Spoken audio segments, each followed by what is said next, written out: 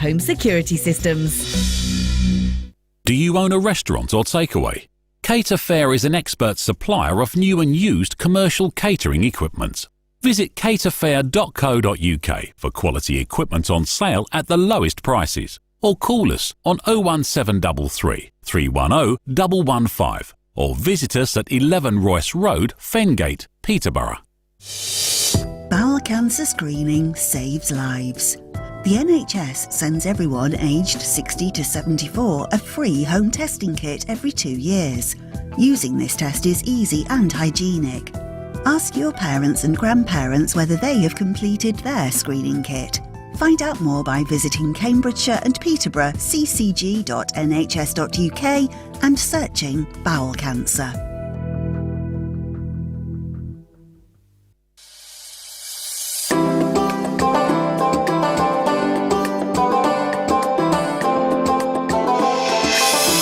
Peterborough's community radio station, Salam Radio, 106.2 FM. Hello, good morning. This is your host, Iram Shah. Welcome to another weekly edition of Winning Women, Winning Women, a show that champions inspiring women, showcases their story to success and all the tribulations they're facing along the way. So much to learn. As a woman in business myself, I love to hear about other women's stories. So if you're not already following me, follow me on Facebook or LinkedIn by looking for me, Iram Shah. Do join in today by calling in on 01733 602 133. If you're listening on YouTube or Facebook, you can comment live. If you're listening on the radio, you can call. And if you're on your car radio, then do feel free to call in as well.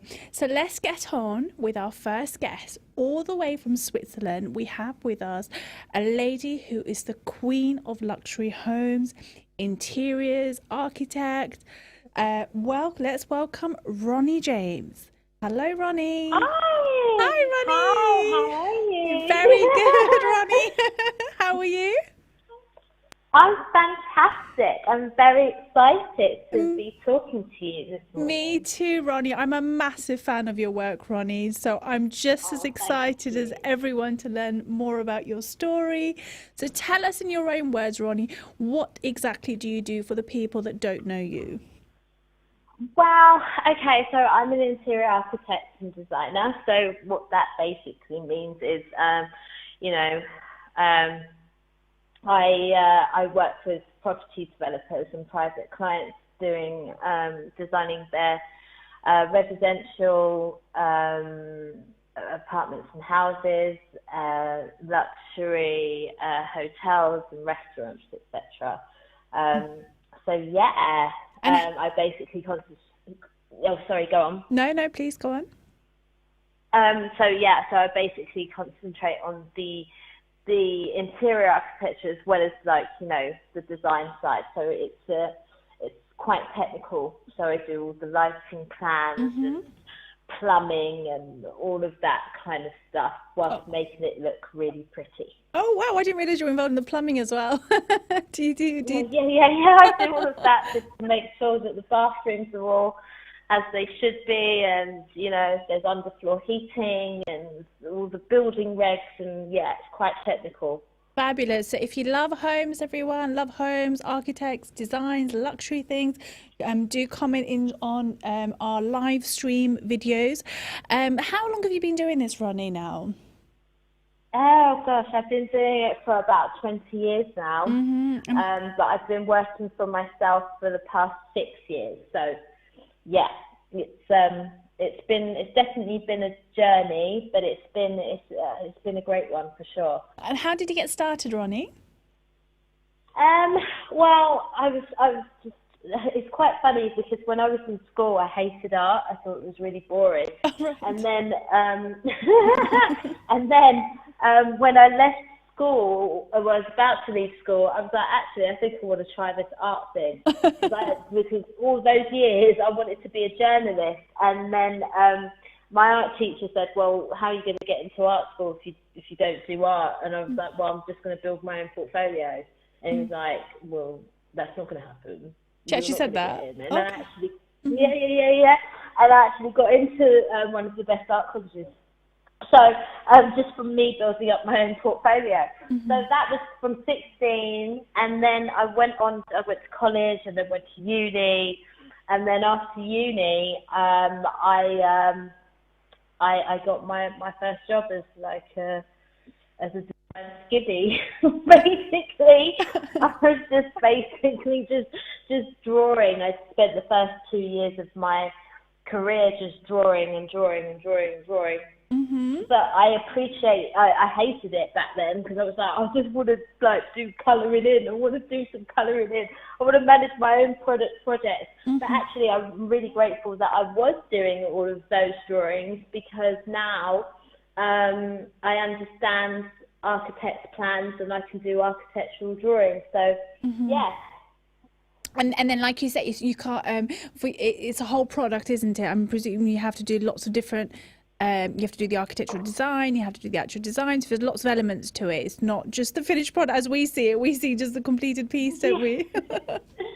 No, yeah, exactly. So there's a lot of stuff that goes on behind the scenes before you see all of that nice fluffy stuff. So it's a lot of drawings. It's a lot of I mean, a project that I'm working on at the moment, it's like I had to do all of the lighting, but I had to consider the underfloor heating and the electric curtains, and how are they going to work, and how does it work with the design.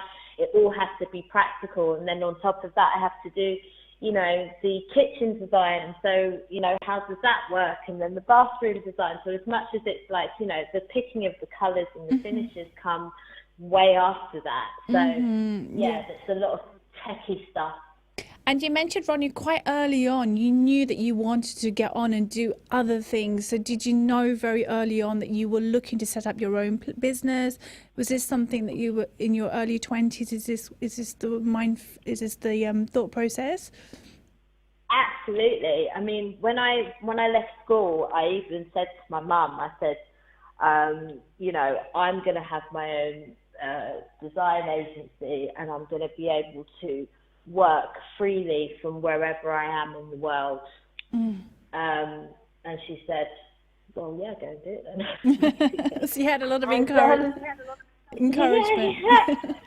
Yeah, I mean, she wasn't necessarily very happy about me doing art in the beginning, because she just kind of saw it as like, oh, well, you'll just be an artist with no money, because that's generally, I think she was sort of thinking like, Van Gogh or Picasso type person. She didn't really quite understand it, and she was just like, no, but you've always said that you wanted to write, because even when I was a kid, I was like 6-7 years old, I was always writing short stories and things like that. So for some reason something switched in my brain. I'm not really sure what, but I'm glad it did. I mean, that often happens though, doesn't it? We pan out one way, and then and then something else is destined for us, and we start a different path in life. So I think that's a common thread with a lot of people, for sure. And when you started, you said you started your business at the time. Or did you carve out this niche of luxury design at the time? Not really. I mean, I wasn't really sure what sector I wanted to go into, because when I was at uni, I was just like, well, I like doing residential. I want to be able to do houses, but I want to, be able to do hotels and restaurants and things like that. And usually with designers, they concentrate on just one thing, on one area. But I was just like, no, I want to do it all. Thank you. So once I left, I just kind of fell into that. I've always been working in the luxury market. So I went and worked for a large international architecture firm, and then I was working there for about 5 years, and then after that I went to go and work for another one, and then another one. And the thing is that it wasn't because I was trying to be like, oh no, I'm being hoity. I wasn't doing that. It was once I'd experienced with working with large budgets, I actually tried to get a job working with smaller budgets, for smaller firms. But they were like, look, your work's really good. We love it. But we think that you'd get bored because you've just been working with all of these large budgets doing like 5-star hotels and like, you know, luxury apartments and houses, that our budgets are, you know, like maybe 500,000 or 200,000, and you've been working on multi-million-pound projects. So even though I tried to get work in the lower end of the market, I wasn't able to. It's only since I became self-employed, I now have like a mixture. So mainly my work is still luxury, but I do have a couple of clients where they've got smaller budgets too. Okay, that's interesting. So is that how you started off embarking on your global projects, by working with large firms, architectural firms in different places across the world? Is that how you started your global? Yeah, exactly. So all of their projects were based were everywhere. So even though they may have been based, they have an office in London, but they may also have had an office in Dubai or Asia, right, wherever. And so I would have, I mean, we were doing, you know, like 5-star hotels in the Middle East, and then I could be doing something else in Portugal, say. So I've always had work scattered all over the world. And did you enjoy one particular area more? Because you know, you've mentioned Dubai, you've mentioned Portugal, so the designs and the work is very different, isn't it? So what did you did you prefer one over the other? No, actually. It's very difficult for me to say, you know, which I prefer, because they're all so unique and so beautiful in their own way. So it's like, you know, working in the Middle East, it's like they've got a lot of opulence, and there's a lot of beautiful, you know, patterns and shapes and colours and all of that kind of stuff. And then if you're going to sort of move, say, to doing I don't know, like a hotel in London, then the two are going to be very, very different in the way that they're designed. I think for me, I just love design anyway, and I love to travel. And wherever I travel, I gain so much inspiration, but I feel as though sometimes when I look back at my portfolio, it's like I can see that there's influence from so many different areas of the world, you know. So I just love design in general. That's lovely, and it's so nice you're able to incorporate what you enjoy, the traveling aspect, the designing aspect, and you've been so fortunate to have started off really well, isn't it? Because a lot of people do struggle in this field of work, don't they? Yeah, it's a very competitive market. But I've been really quite fortunate, and even with the architects that I've worked with previously, they would recommend me to, you know, to their clients if there was an area that they weren't necessarily, if they had too much work, or if there was an area that they weren't necessarily concentrated on, they would pass them on to me. So I've been really, really fortunate. I'm really lucky, so I'm blessed every day. Yeah, and how did your architect experience from the early years, Ronnie, how has that helped you in your designs and your work? It's helped me a lot, because back then, because I was doing, my tutor at uni made me draw plans by hand, and that was really, that was painful. But at the same time, it helped me to really understand the structural elements of a building. So then I went and taught myself basically how to draw on the computer, which is obviously a lot faster. And it's helped me to be the designer that I am today. I still kind of sometimes when I'm working out like designs, or I come across little like design hurdles, I still got those, like some of my mentors in the back of my head, sort of saying, yeah, but question this and question that, and why is this like that? So I'm always evaluating all of my designs and what it is that I do. Mm-hmm. And then when you mentioned earlier that you go abroad, when you go abroad and on your travel journey, you take inspiration. How do you note all these ideas, etc.? Do you keep a notepad, or how do you note all your creative thoughts, creative ideas? Everything's digital for me. Right. So I take lots and lots of photos.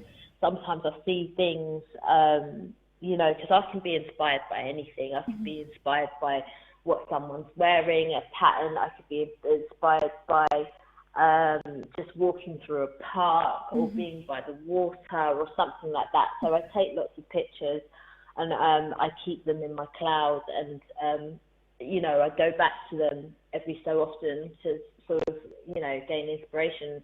And also I gain inspiration from other architects and amazing architects and designers that are out there. No idea is original. So it's all about kind of, you take inspiration, you don't copy it, but you put your own spin on it. And so eventually what happens is that you start to build your own signature and people begin to recognize your work.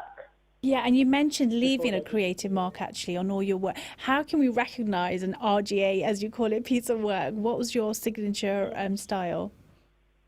Oh, I think it's always in the detail. I go into the tiniest details. I'm always going from the lighting to the interior architecture to small details that might even be around a window or a door, or like the skirting. I might have done the skirting a little bit differently by adding a groove or this or that. I might have made it a little bit more kind of brought it to more of a contemporary aspect. There's so many different things. I mean, I remember even one of my builders, he was doing a quote for one of my for one of my clients, and my client was a little bit and it happens a lot, where they're sort of like, oh, well, that's really expensive. And he's just like, but it's Ronnie. She's done so much detail that you've got to pay for it. It's going to be expensive.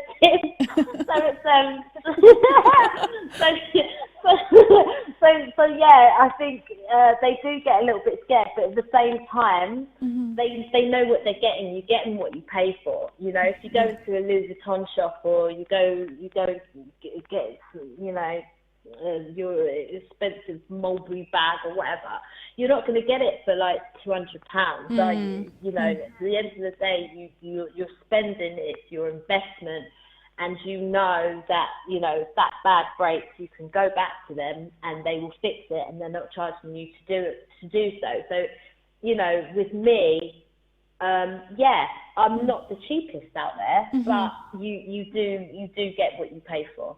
And then you mentioned, Ronnie, sometimes it's hard to convince. It could be the money. What about the ideas and the design as well? How easy is it to convince your clients to trust you with their work, their projects, etc.?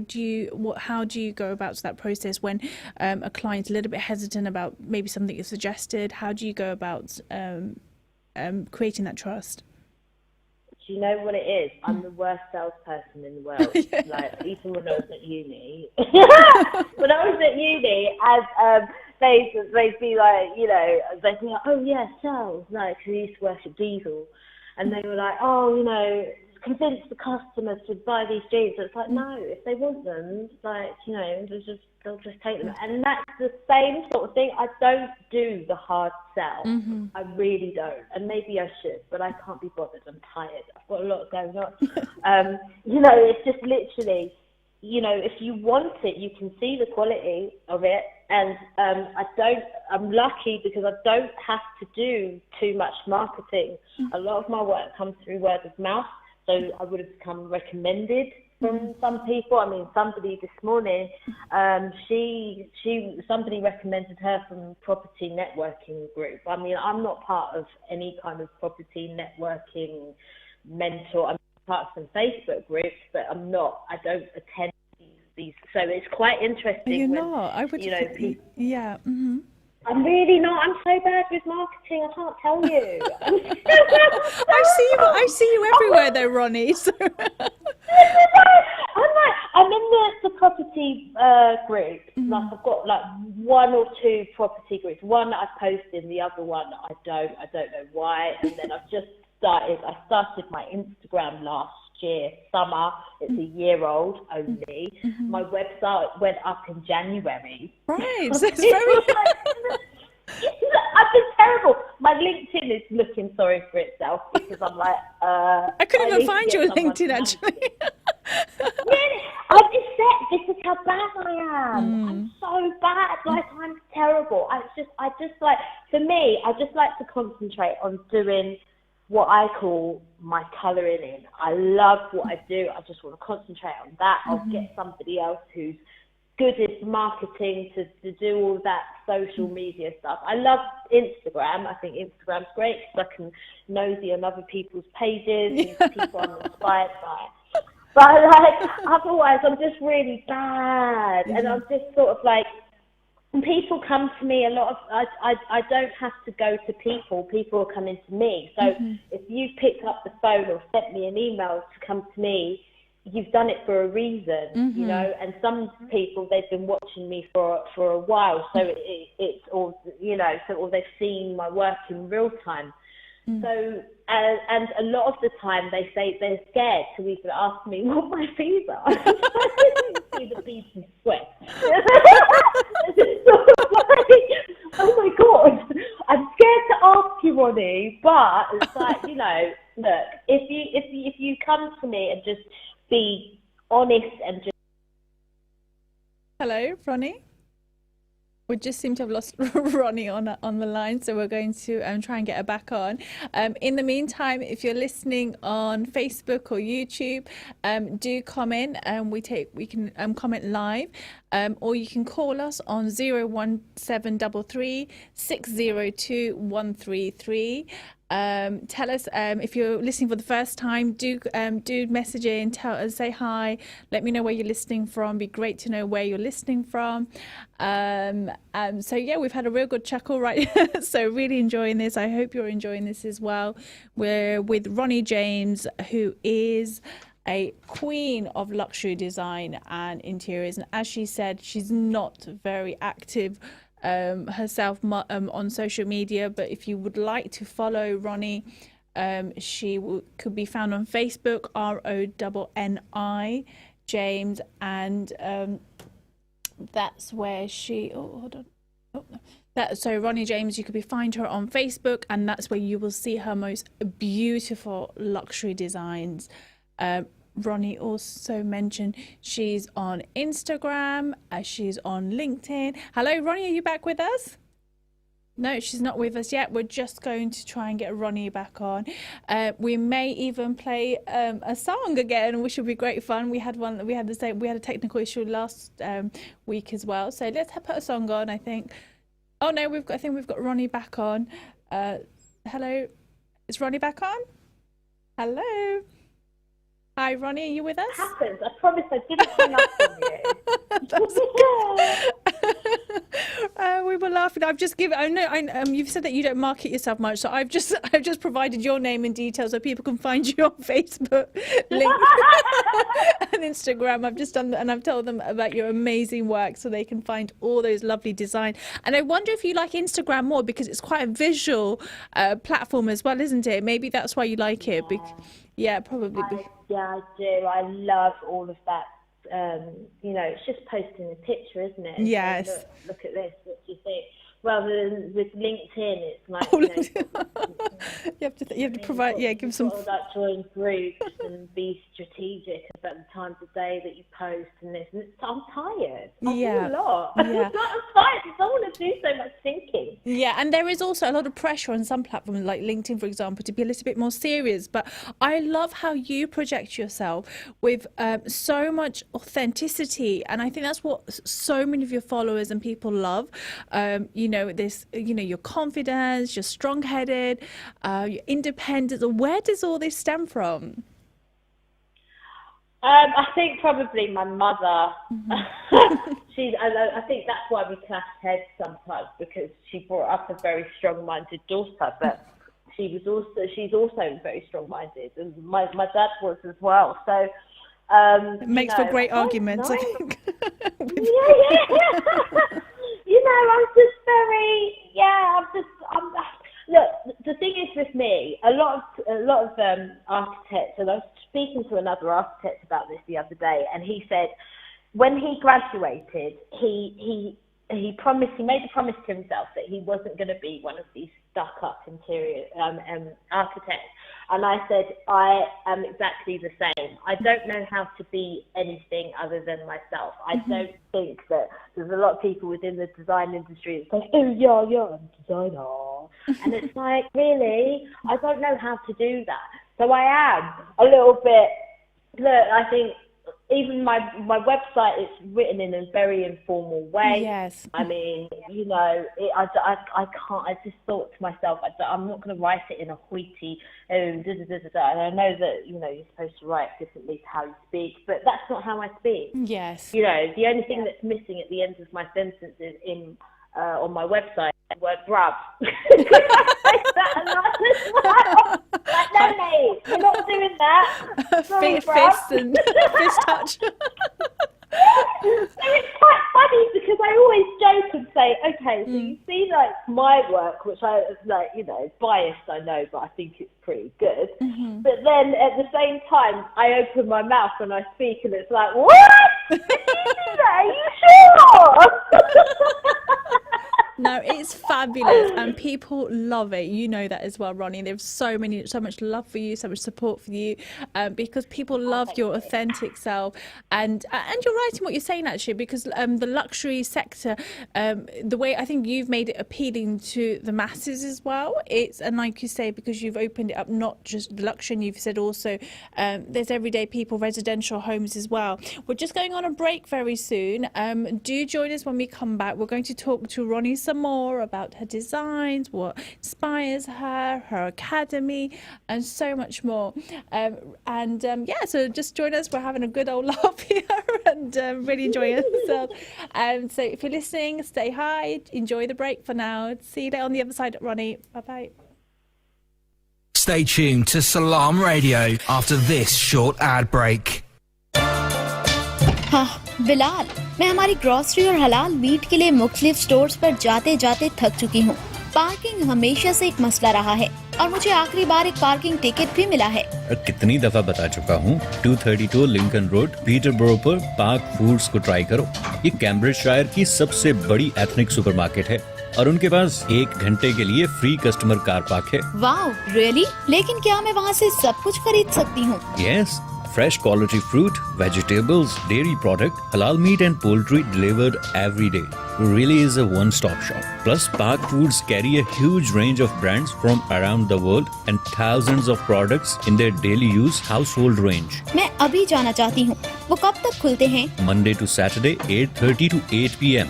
and 11 to 5 p.m. on Sunday. और ये बहुत ही साफ और महफूज है और Covid guidelines को follow किया जाता है। तो फिर चलें, Shazia. Park Foods. Come and see the difference. Secure your property with H Secure Tech. App-based intruder alarm with panic alarm function, control and monitor from your phone anywhere in the world. Reduced false alarms, pet-friendly and get instant alerts. No monthly fees. Also fire protection, perimeter protection and CCTV integration. Call 01733 590 201 or email info@hsecuretech.com. Visit our website at hsecuretech.com. H Secure Tech, Peterborough's trusted supplier and installer of home security systems. Bowel cancer screening saves lives. The NHS sends everyone aged 60 to 74 a free home testing kit every 2 years. Using this test is easy and hygienic. Ask your parents and grandparents whether they have completed their screening kit. Find out more by visiting Cambridgeshire and Peterborough ccg.nhs.uk and searching bowel cancer. It's estimated that 5,760 children become orphaned every day. and the numbers are rising. UKIM ensures that the orphans we sponsor receive healthcare, food, education and shelter to show them that there are people who care. This Ramadan, from just £30 per month, you can make a real change in an orphan's life. Your sponsorship will provide them with much needed essentials to ease their situation. For orphan sponsorship, call now or visit ukim.org. दोस्ता कियां परेशान है यार कर है ना सारा सौदा मुक्या वा मुल्का विच पैसे भेजने हूं नहीं मार फूड वाले की फोन खड़का ते फ्री लोकल डिलीवरी कार मंगवा आला ता उथे क्या स्पेशल आ उना की लबाई हाइजीनिक ग्रेड 5 चीजें चंगियां मियारी ते सस्तियां ते नाले ऑफरां ही ऑफरां और क्या ताजा गोश्त ताजी सब्जियां ते फ्रूट आटा चावल दालां मसाले ते जूस सारे बिल जमा करने गैस ते इलेक्ट्रिक नो टॉप अप भी करने पाकिस्तान पैसे बिल्कुल फ्री भेजने मतलब के एक चिड़ी ने दूध छड़ी ते हर शय लबनी जने ने आप उतरा Amar Food Store and Halal Meat 613B Lincoln Road Peterborough telephone 01733 687374.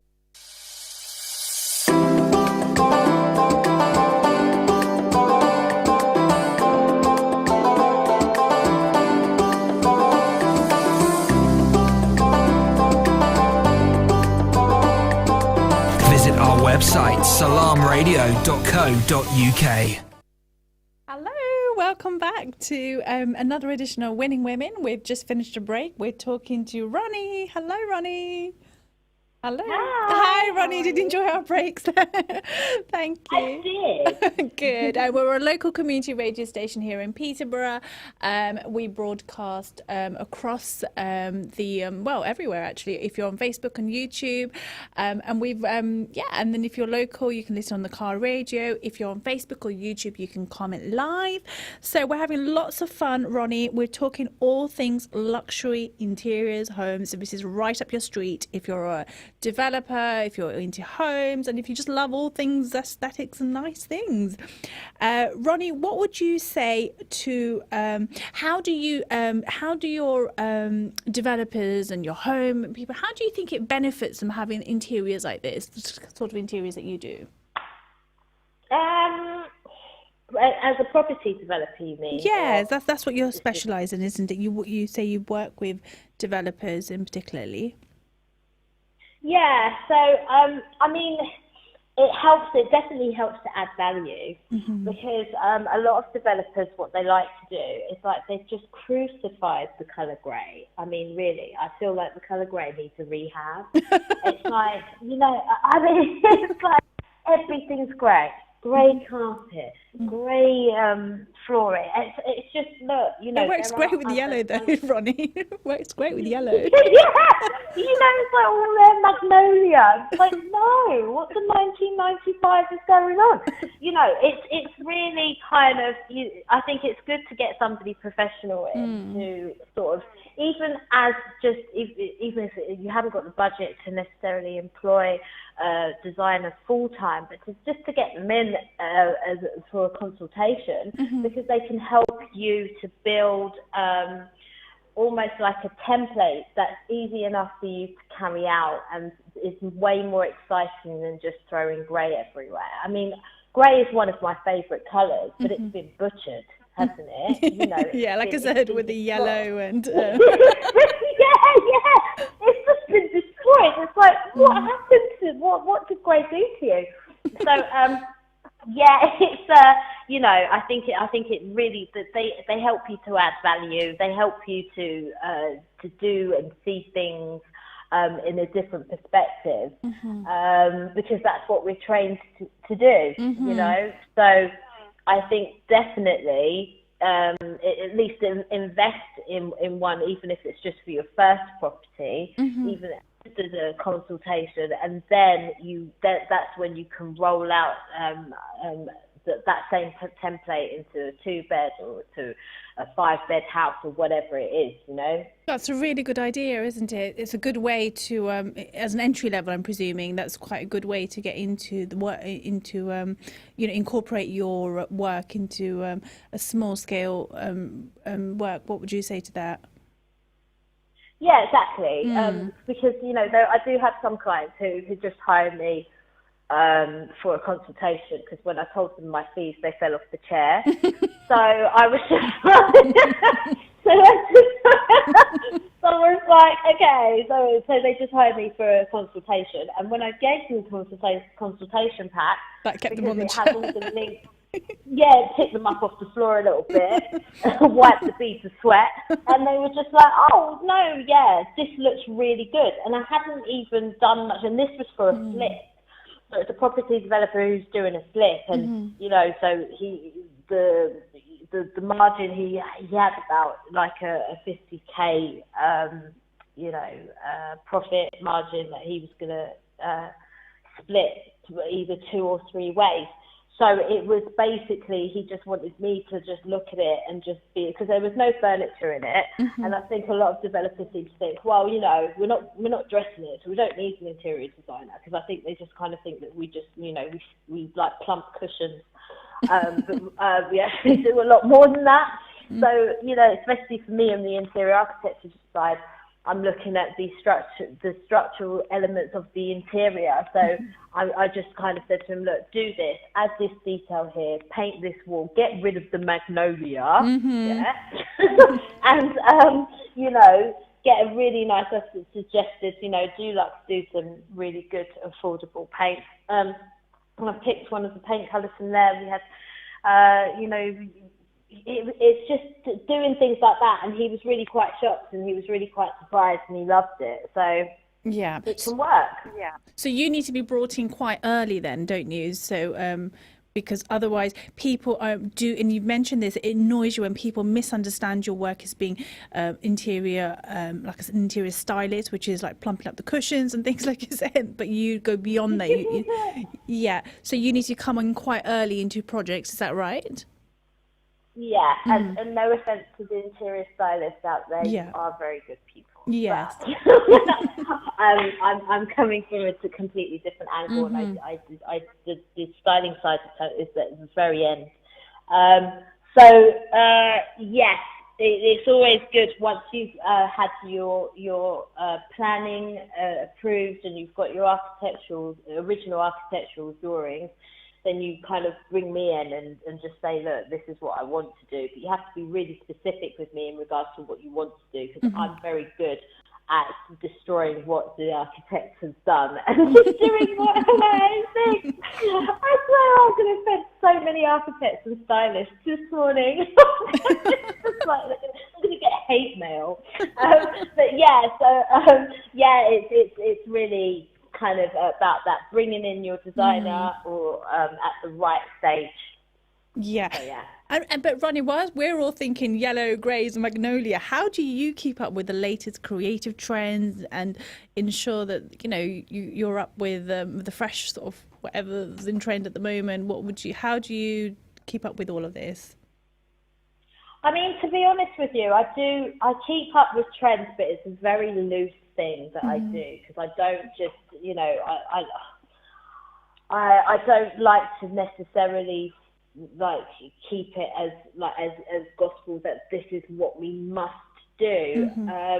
I'm just more kind of, I look very much at the sciences behind it. So it's like, okay, well, where's that natural light coming through? How can we optimize on it? And there is a science behind that, which I won't bore you with. But, you know, and then, you know, but I'm always looking at new products that are coming out for sure. And there are so many new products that, like lighting products and, you know, furniture designers, or even hard finishes, so many new stones that are coming out. That's my thing. Right. That I sort of try to keep up with. So unfortunately with COVID, I haven't been able to go to any, you know, trade shows like I usually go to in Paris or Italy or wherever I go, London. I haven't been able to go to any this year or last year, but hopefully that will change. Yeah. soon. And how did lockdown affect your work, actually, Ronnie, whilst we're on the topic? It didn't. Okay. Really fortunately, I was just really busy. The only thing that changed was pre-lockdown, all of my projects, majority of them were hotels. I was just doing hotels. It's just that was just the work that was coming in. It wasn't necessarily I was marketing myself in that way. Mm-hmm. And then since COVID hit, you know, the hospitality industry just kind of stopped, and so people were contacting me more now for residential stuff. So I'm hoping that hoping we're getting back to some kind of normality where I can have a mixture of the two, because I like doing both areas. Right, yeah. And then Ronnie, you said earlier about you know, having functional items, etc. How do you balance the functionality and then but also have that luxury aesthetic appeal that you bring about in all your designs?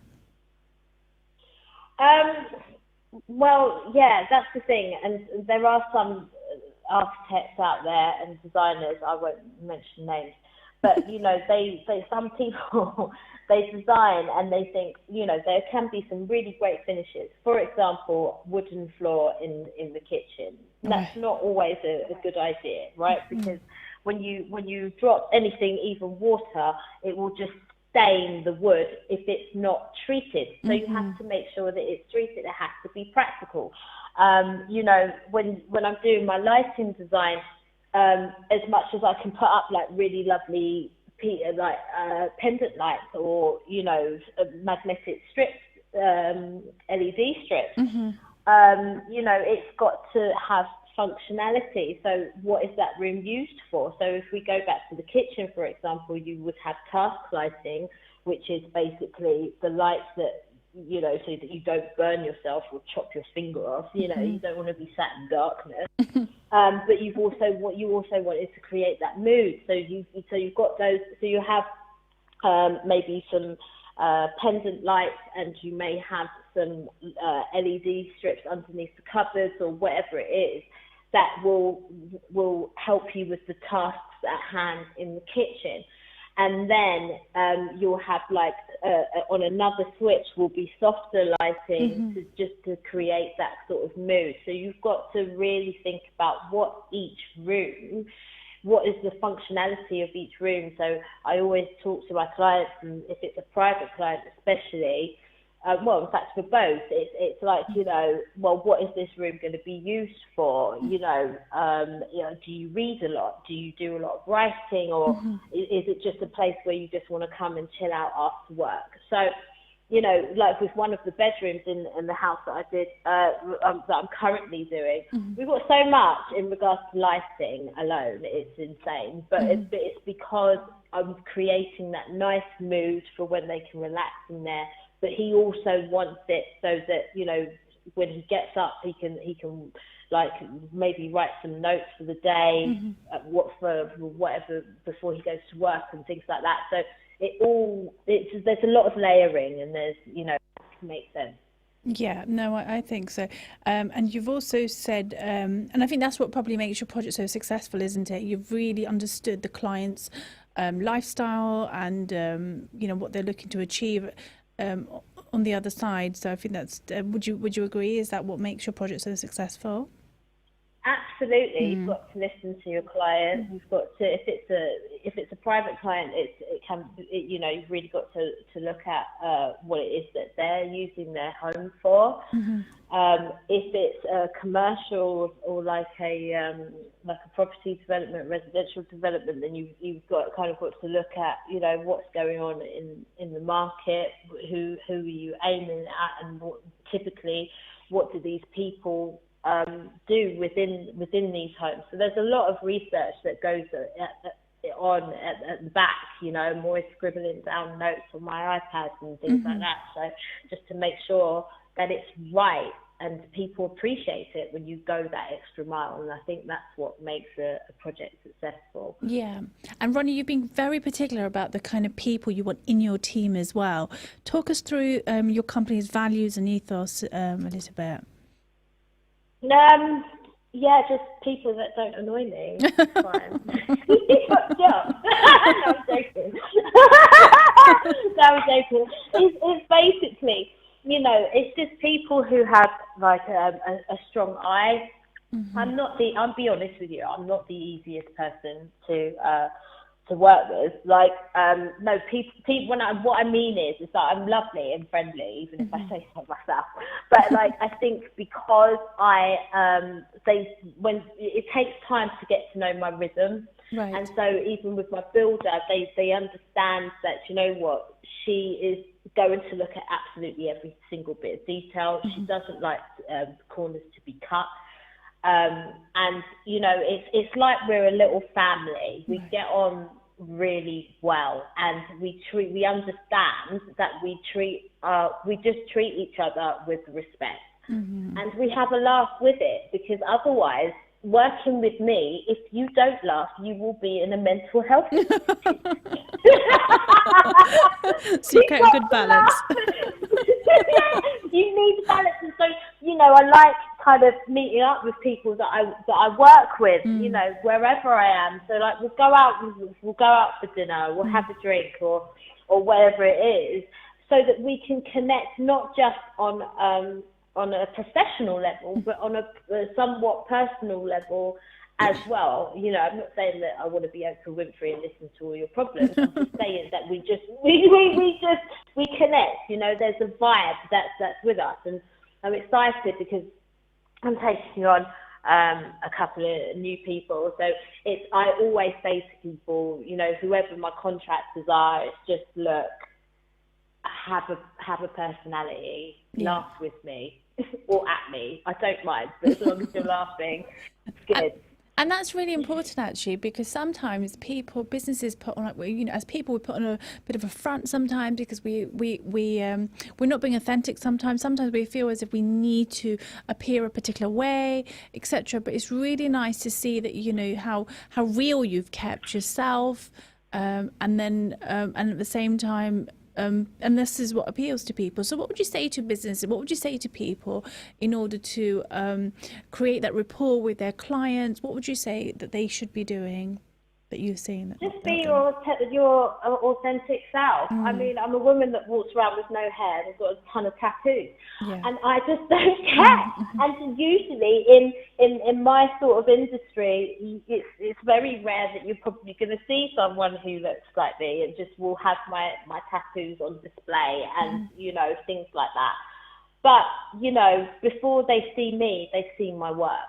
So I used to be really quite a little bit self-conscious in regards to that, because you know, I look the way that I do because I like the way that I look. So I can't be anything else. And it's just like when I was doing my photographs for my website. They're gorgeous. I love your photographs. Oh, thank you. But he was like, Ron, you look like you're going to a rave. And I'm like, listen. I was like, I'm doing this because this is my sassy side. And I want to make a statement. I want to be like, look, when you meet me, it's just, look, I'm very confident in the way that I am. Yes. But when I design with sass.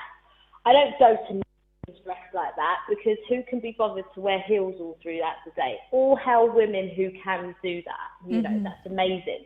But when I go to my meetings, I'm in jeans, high top trainers, Vans or whatever, and they could be like multi-billionaires, but they just appreciate the fact that, you know, I'm just treating them like they're people and not, you know, royalty. We are all on the same level. I don't care how much, I don't care how much money you earn. I don't care what your job is.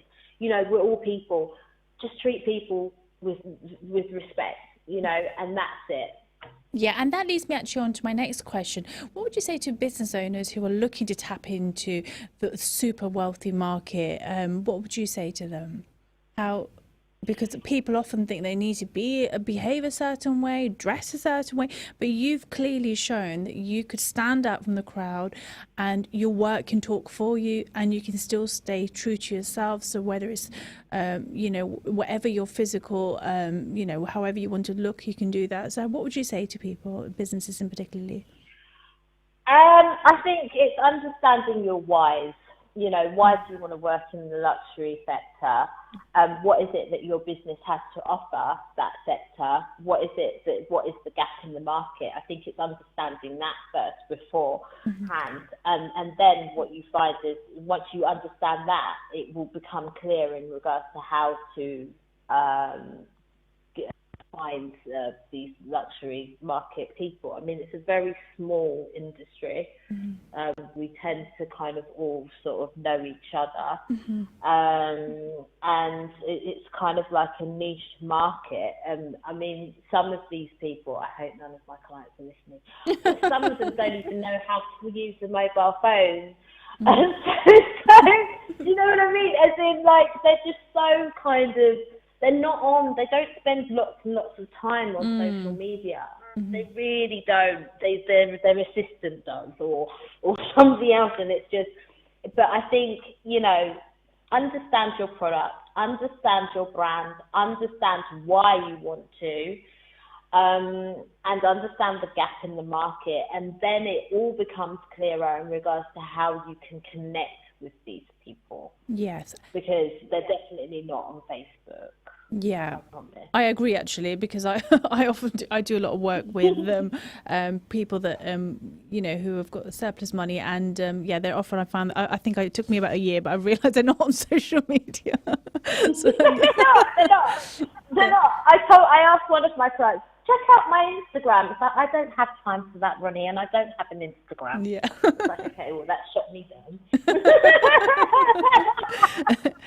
And then part of all of this, standing out from the crowd, these are some of the things that you really advocate as part of your academy as well, haven't you? Can you talk us through the people that you mentor?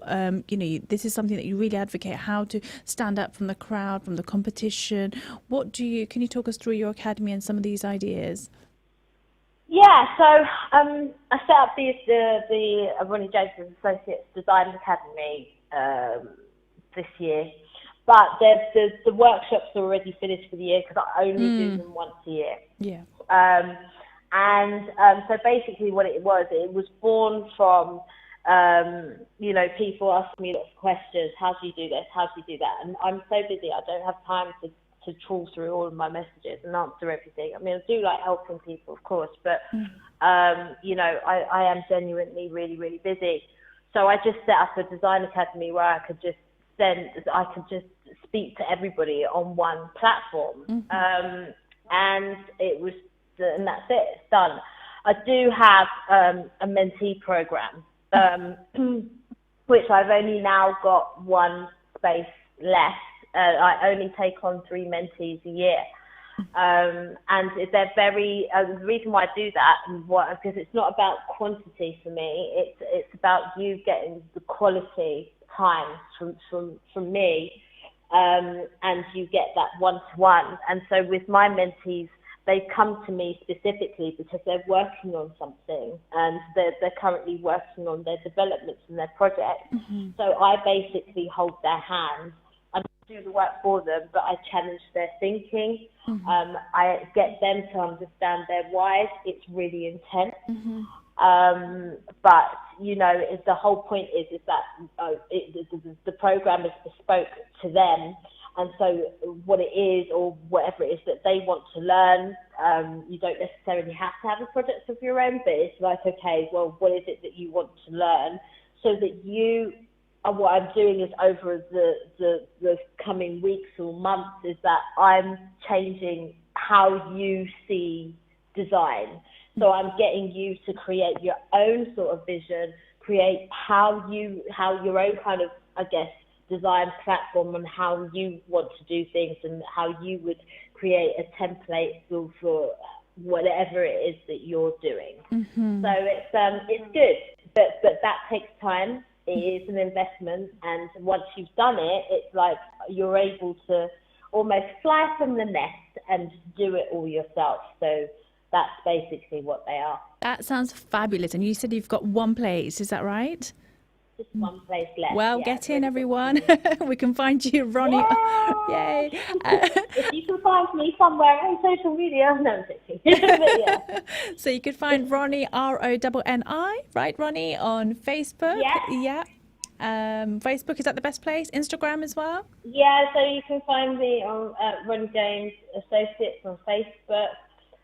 Best place to probably find me is at Ronnie James Associates on Instagram, and that's Ronnie without an E. So, or you can go to my website, ronniejamesassociates.com. Fabulous, one place. Right, we're coming on to the last couple of minutes. I have one question, another two questions to ask you, Ronnie. How do you deal with creative criticism from a client? Do you take it as feedback? Yeah, I mean, how do you do? I mean, it is what it is, really. I mean, it's not personal, is it? And at the same time, I'm there to help them achieve their goal, you know, so it has to be something that is working for them. So it's not anything that I take personally. But yeah, and plus design is all about development. It's not everything that, you know, a lot of the designs that I do, it's gone through a process. It's not that I just put it on paper and then that's it. It's a process, and then you end up getting there, and then you get a perfect finished product. Right. Okay. So you're evaluating the stages as they're progressing towards the end. Absolutely. Yeah. Absolutely. And taking on the feedback as you go along. Yeah. And then one of the things I want to say, you mentioned something so beautiful on your Facebook page.